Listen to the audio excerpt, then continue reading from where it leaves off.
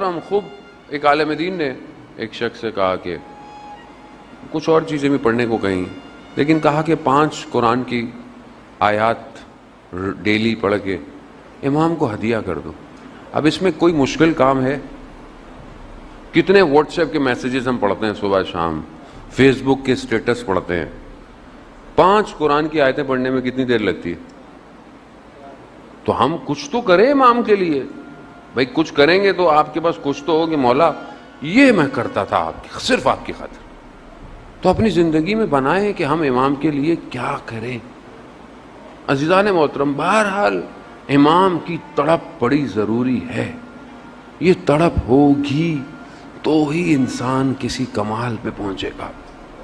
علامہ بحر العلوم کے بہت بڑے عالم دین سید بحر العلوم اپنے زمانے کے، کہ یہاں تک کہ بعض علماء بیان کرتے ہیں کہ جو عالم برزخ جو جنت ہے اس میں کچھ لوگوں کی ڈیوٹیاں ایسی ہیں کہ ان کی روحیں کبھی بھی نہیں آئیں۔ کچھ لوگوں کے پاس علم تھا، علامہ طباطبائی کے بھائی کے پاس علم تھا، وہ روحوں کو بلا لیتے تھے، وہ کبھی بھی علامہ بحر العلوم کی روح نہیں آئی۔ اس کی وجہ کیا تھی؟ اس کی وجہ یہ تھی کہ ان کی عالم برزخ میں نوکری ایسی ہے کہ وہاں سے ہٹ ہی نہیں سکتے۔ کیا نوکری؟ انہوں نے پیغام بھجوائے، علماء بیان کرتے ہیں کہ انہوں نے کہا کہ ہم مولا علی کے دروازے کے نگہبان ہیں، ہم جو ہے وہ ہمارے پاس وقت ہی نہیں ہے، ہم کہاں ہیں اس مقام پہ، اور دنیا میں بہرحال ان کے اپنے مقامات سارے۔ ان سے پوچھا ایک دفعہ، علامہ طباطبائی نے اس بات کو مشہد مقدس میں ان سے کسی نے پوچھا، تو انہوں نے کہا کہ فلاں عالم دین ان کے ساتھ مرزا کمی، جو کہ کم میں شیخین قبرستان میں دفن ہے، مرزا کمی، جن کے لیے یہ کہا جاتا ہے، خود ان کا مقام ایسا ہے کہ کم کے معاملات میرے سے حل کروایا کرو، بی بی معصومہ کے پاس نہیں جایا کرو، وہ عالم کی شفاعت کے لیے ہیں۔ وہ ان کے ہم کلاسی تھے، ساتھ اٹھتے بیٹھتے تھے، پڑھتے تھے۔ یہ کہہ رہا ہے میں بعد میں گیا عتبات یعنی نجف زیارتوں پہ، تو کچھ لوگ بیٹھے ہوئے تھے، جب لوگ کم ہو گئے تو میں نے ان سے کہا کہ ہم دونوں ساتھ پڑھتے تھے، ہم مباحثی بھی تھے، لیکن جو آپ کے پاس ہے وہ ہمارے پاس نہیں، ماجرا کیا ہے؟ حالانکہ خود بھی بڑے مقام پہ تھے، لیکن جو آپ کے پاس ہے وہ ہمارے پاس نہیں۔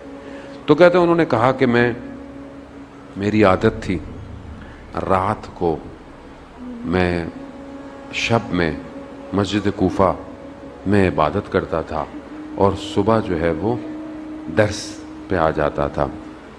ایک رات میں مسجد کوفہ جا رہا تھا تو طوفان سی آندھی سی آئی، اور اندر سے مجھے یہ احساس ہوا کہ مجھے مسجد سیلا جانا چاہیے۔ مسجد سیلا مسجد کوفہ سے پہلے ہے، جہاں انبیاء کے مقامات ہیں، اور وہ وقت کے امام سے مختص ہے، مخصوص ہے۔ کہا میرا کھچاؤ ہوا کہ میں مسجد سیلا جاؤں، میں نے کہا نہیں میں روز وہیں جاتا ہوں، میں وہیں جاؤں گا۔ کہا طوفان آندھی نے مجھے موڑ دیا، میں مسجد سیلا گیا۔ میں مسجد سیلا میں جیسے ہی داخل ہوا اور وہاں پر میں نماز عبادت میں، تو میں نے دیکھا کہ کوئی شخص مقام امام زمانہ پہ بیٹھا قرآن کی تلاوت کر رہا ہے۔ کہا میں نے ایسی تلاوت کبھی نہیں سنی۔ اس تلاوت نے، اس چیز نے مجھے کھینچا۔ جب میں قریب ہوا، رات تھی، تاریکی تھی، تھوڑا خوف بھی تھا۔ جب میں اور ہوا تو مجھے آواز دی، مہدی نام تھا ان کا بھی، مہدی بحر العلوم۔ کہا مہدی ہمارے قریب آؤ۔ کہا میں تھوڑا سا آگے بڑھا۔ کہا دوبارہ کہا کہ ہمارے قریب آؤ۔ کہا میں تھوڑا اور آگے بڑھا تو امام تھے، امام نے فرمایا کہ دیکھو ادب کا تقاضا یہ ہے جب بلایا جائے تو آ جاؤ۔